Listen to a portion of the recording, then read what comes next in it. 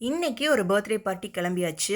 எல்லாரும் கிடையாது. ஆதவ மட்டும் ட்ராப் பண்ணணும். ஆதவோட ஃப்ரெண்டுக்கு இன்னைக்கு 10th பர்த்டே பார்ட்டி. அவன ட்ராப் பண்றதுக்காக எல்லாரும் கிளம்பி போயிட்டுருக்கோம். இது வந்து நிஞ்சா பார்க். இது நியூகாசல்ல இருக்கு. இங்க பார்த்தீங்கன்னா, எல்லாம் இந்த type of birthday activities, birthday parties அந்த மாரி நெறைய பண்ணுவாங்க. இங்க இருக்க மேக்ஸிமம் கிட்ஸ் இந்த மாரி வீட்ல பர்த்டே பார்ட்டி வைக்கிறத விட, இந்த மாரி அவுட் சைடு ஆக்டிவிட்டீஸ்ல பர்த்டே பார்ட்டி செலிப்ரேட் பண்றதுக்கு தான் விரும்புவாங்க. இங்க பார்த்தீங்கன்னா, 2 டைப்ஸ், 3 டைப்ஸ் ஆஃப் அந்த மாரி பேக்கேஜஸ் இருக்கும். அல்டிமேட் பார்ட்டி, அந்த ஸ்டாண்டர்ட் பார்ட்டி அந்த மாதிரி பேக்கேஜஸ் இருக்கும். பர் ஹெட்டுக்கு வந்துட்டு $35 to $40 அந்த மாதிரி சார்ஜ் பண்ணுவாங்க. அந்த மாதிரி பண்ணுறப்ப இங்கேயே அவங்க ஃபுட்டும் அரேஞ்ச் பண்ணிடுவாங்க. ஒரு ஹோஸ்ட் இருப்பாங்க. அவங்கள எல்லா இடத்துலையும் கூட்டிகிட்டு போய் விளையாட வச்சுட்டு அந்த பார்ட்டி ஹாலுக்கு கொண்டு வந்து விடுறதுக்கு. ஸோ அவங்க பார்த்துப்பாங்க. விட்டுட்டு கிளம்பியாச்சு.